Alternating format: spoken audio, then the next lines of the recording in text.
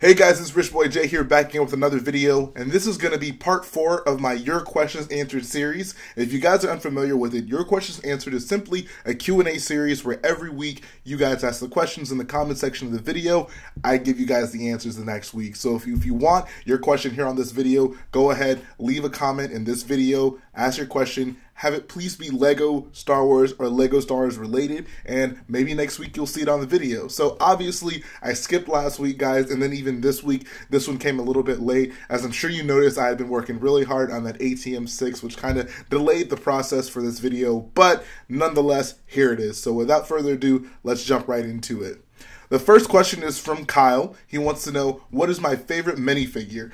I feel like this changes from time to time depending on not only how I'm feeling, but what new minifigures Lego is coming out with. I feel like Lego minifigures nowadays are just continually improving, and they're just getting insanely detailed. So it's hard to pick one because who knows, around the corner there's going to be one that's even better. But right now, I have to say my favorite minifigure is the Special Forces TIE Fighter pilot with the red stripes going down the helmet. I think it's just an excellent looking minifigure. I love how it has the like soft pipe that kind of hangs from the chin. I really like that whenever Lego did it with the original version of the pilot, and I feel that the red stripes just make it look that much better. So really a fan of that minifigure. One of my honorable mentions, I'll say, is the UCS Slave One Boba Fett figure. I remember when I first got that like helmet mold for the Boba Fett and the just general layout of it. It was in, I think, not the most recent Desert Skiff, but the one that came out right before it. That was actually one of the first sets I got when I was getting back into Lego Star Wars. And I remember just looking at that figure like, wow, like Lego has advanced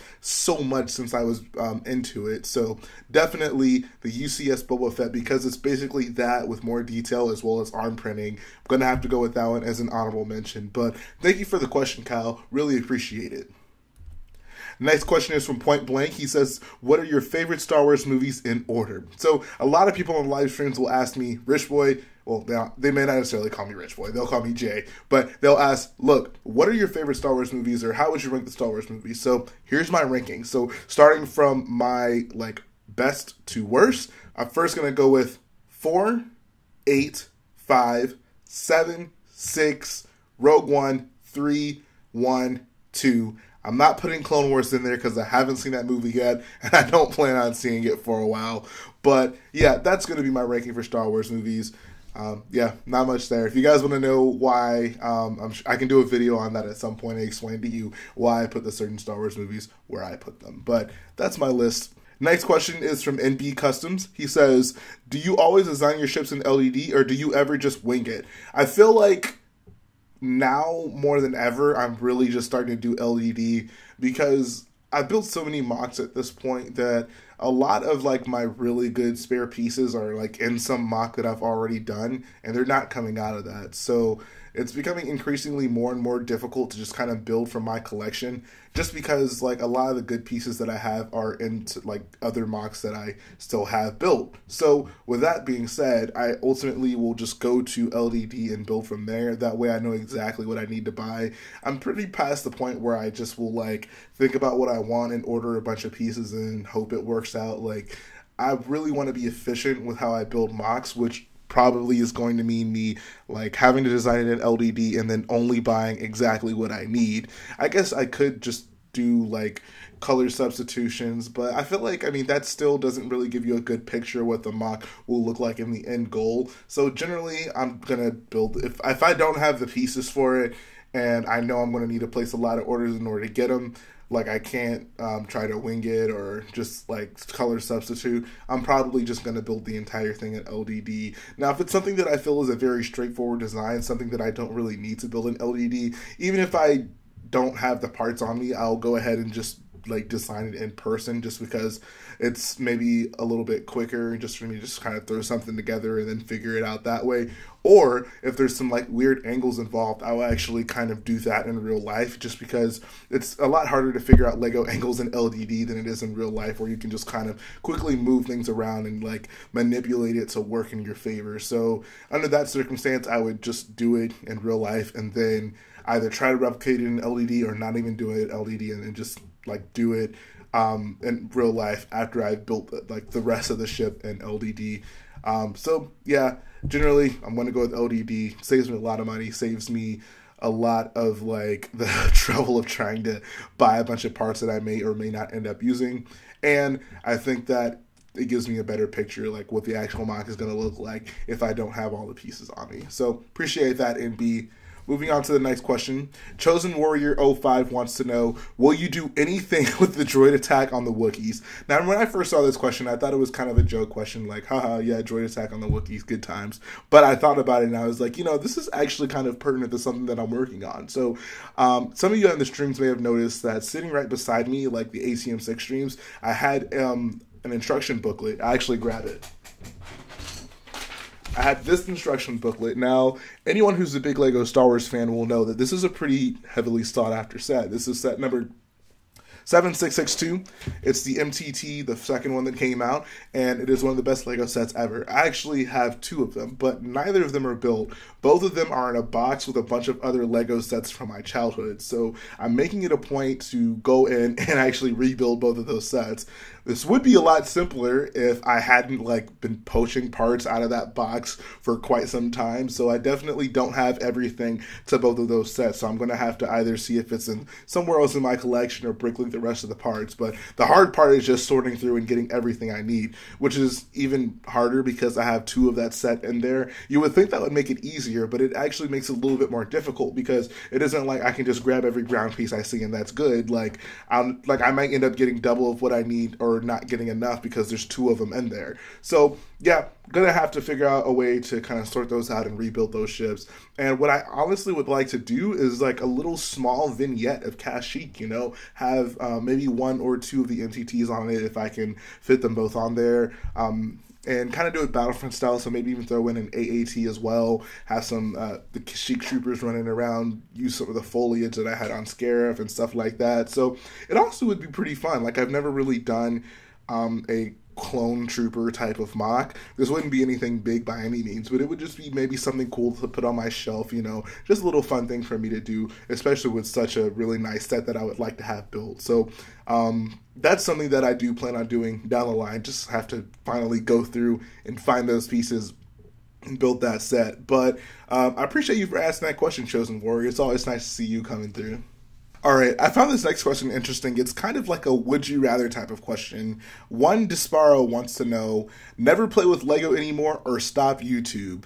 This is pretty interesting because like now that my channel has kind of grown, YouTube is actually a pretty big part of my life. Like I spend a lot of time investing into my channel and you know, making videos, all that good stuff, getting equipment, and it's honestly hard to kind of separate the two because Lego and YouTube in my life have become so heavily entrenched. Like whenever I build something, I'm always trying to figure out, okay, like how can I show this off to my audience? What's the best way to kind of convey this build in a video and on YouTube? So it's kind of hard to keep the two things separated since they've become so hand in hand. But I feel ultimately like without Lego, my YouTube channel is nothing. Like all my like really popular videos, excluding like the one unnecessarily popular video that I have on my channel, all the good stuff is Lego related in some way. So Lego is kind of the root of my creative outlet, and then YouTube is just how I show it to the world. I feel like even if I wasn't on YouTube, I would still be like posting pictures and stuff like that of my creations. And assuming you just mean like I don't have any way to show my creations off to anyone, I would still just, you know, build for my own pleasure because I feel that's ultimately why I started. You know, I was looking for a way to express myself creatively, and Lego and Star Wars seemed to be a great combination for that. But I really did like this question because it made me really think about just how important YouTube has become to me and kind of how it works in conjunction with my love of Lego. But yeah, I think it's going to have to come down to Lego. There are very few things I like more than Lego. In fact, the only thing I probably like more than Lego is Star Wars, honestly. So yeah, I don't think even YouTube can trump that. But really glad I have YouTube. Really glad I can show my creations off to you guys, and I'm glad that you get some enjoyment out of it. So moving on to the last question, and I say this one for last because I really like this question. It's going to bring up some good memories for Star Wars. But Yellow Journalist wants to know, what are your favorite comedic moments from Star Wars? Keep up the good work. Appreciate that, Yellow Journalist. I will certainly try. Best comedic moments from Star Wars. This actually brought up a few of them. I think my all-time favorite comedic moment in Star Wars is in Episode 5. But like the ship is kind of rocking back and forth, and then like Leia falls back onto Han, and he's like, you know, calm down or whatever, and then she's like, or he's like, don't get excited, and then she says, oh, like being next to you isn't quite enough to get me excited, and then Han just looks at her and he's like, oh, I'm sorry, we don't have time for anything else. And every time I see that scene, I get a chuckle out of it.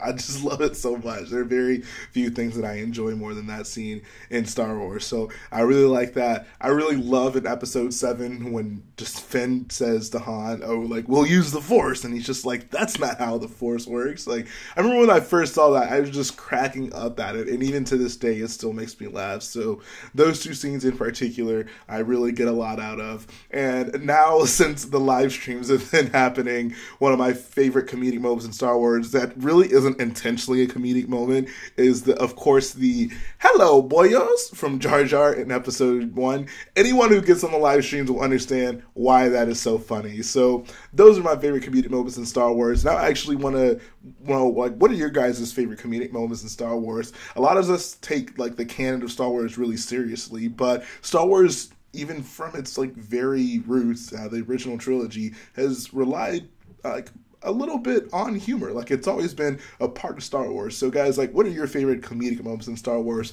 Let me know in the comments. I'm sure some interesting things will come up.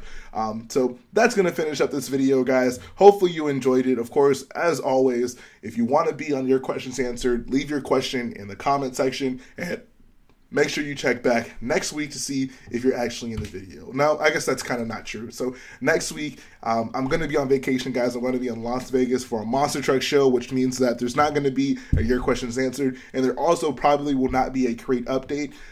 So I guess the week after that will be a new episode for Your Questions Answered, as well as a crate update. So I've been meaning to like announce this somehow, so here's the official announcement. Yeah, there's probably not going to be a crate update next week. It's really unfortunate because we've been able to like do crate updates every single week ever since we started it. I think only one time we were late, but yeah, I'm going to be on vacation, so it'll be a good time, but it's not going to be a crate update. What that means is that the following week, we're going to get even more parts in, and we'll have actually a lot more to build. So it'll be a week off, but we'll certainly make up for it with a week after that, because we have some salt pieces on the way. We can finally finish up some of the ground sections. We're probably going to start working on the trenches at that point. So all around, it's going to be a good time for all of you guys. You're going to see some pretty sweet stuff. And that's going to finish up the video, guys. So if you like what we do, go ahead, support the channel by hitting the subscribe button, support the video by hitting the like button. I'll be back again very soon with some more content. If you guys are wondering what happened to the crate stream this week,